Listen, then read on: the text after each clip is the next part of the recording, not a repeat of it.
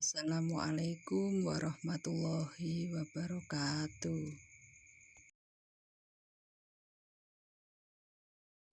Halo, hari ini akan melanjutkan bahasa Indonesia, yaitu tentang surat dinas dan surat pribadi. Ada 4 materi yang kita pelajari hari ini. Yang pertama, pengertian surat, struktur surat, bahasa surat. Yang terakhir adalah kuis. Mari kita mulai dengan pengertian. Apa itu pengertian dari surat? Surat dapat dipahami sebagai sarana komunikasi untuk menyampaikan informasi tertulis oleh suatu pihak kepada pihak lainnya. Berdasarkan isinya, surat dibagi menjadi 2, yaitu surat dinas dan surat pribadi. Surat dinas adalah surat-surat yang berisi tentang masalah kedinasan, biasanya ditulis oleh suatu instansi dan diberikan kepada siapapun yang berhubungan dengannya. Sedangkan surat pribadi adalah surat yang berisi tentang keperluan pribadi, biasanya ditulis oleh seseorang yang diberikan kepada siapapun yang berhubungan dengannya. Bagaimana? Apakah pengertian ini sudah cukup menjelaskan perbedaan antara surat dinas dan surat pribadi?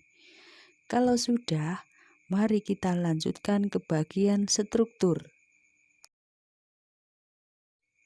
Kalian pasti masih ingat apa itu yang dimaksud dengan struktur. Kalau belum ingat, Bu Tim akan mengingatkan kembali.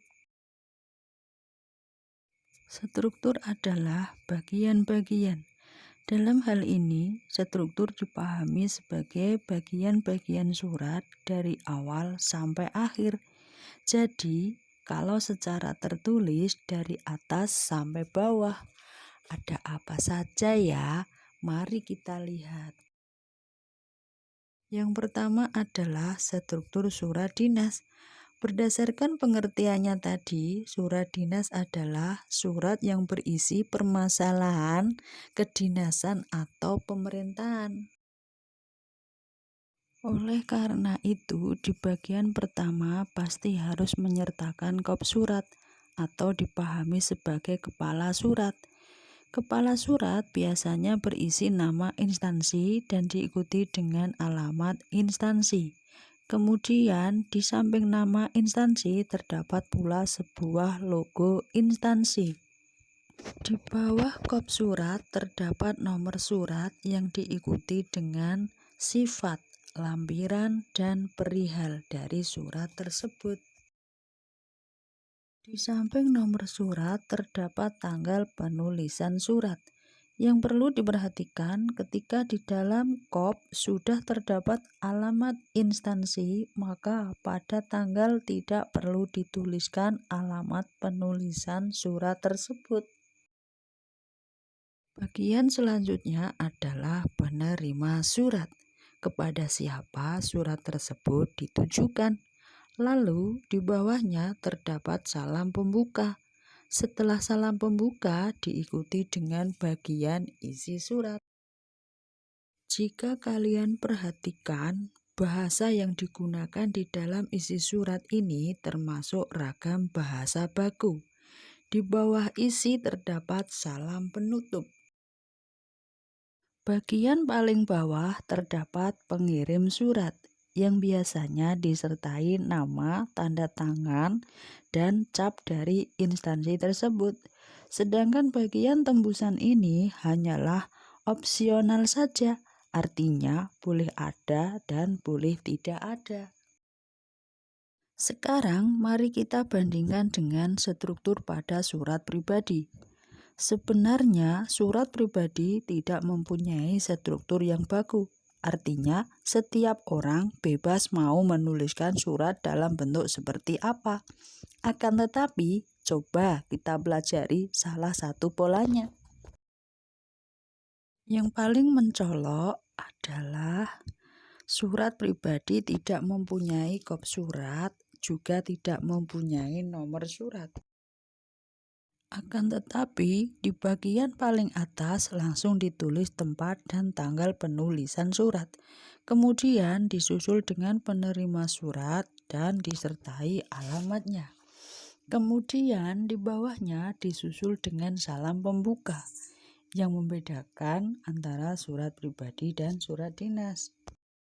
Bahwa salam surat pribadi ini sangat beragam karena tidak terpatok pada bahasa baku. Setelah salam di bawahnya ada isi dari surat pribadi.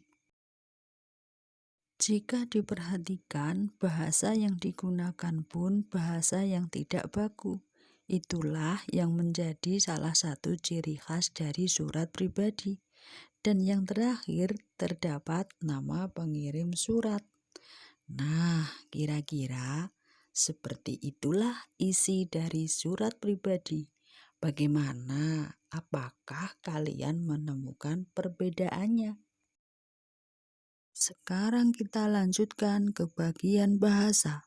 Mari coba kita lihat perbedaan antara surat pribadi dan surat dinas. Berdasarkan bahasanya, jadi di dalam surat dinas itu pilihan kata sapaannya bersifat normal dan ragam bahasanya baku, seperti yang kita lihat tadi.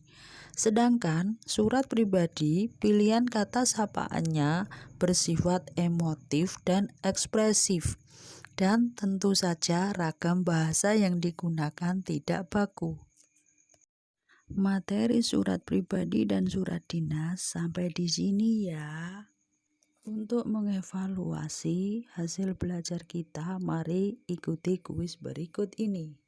Ada berapa ciri surat dinas yang Anda temukan? Semoga jawabannya tepat ya. Terima kasih. Bye.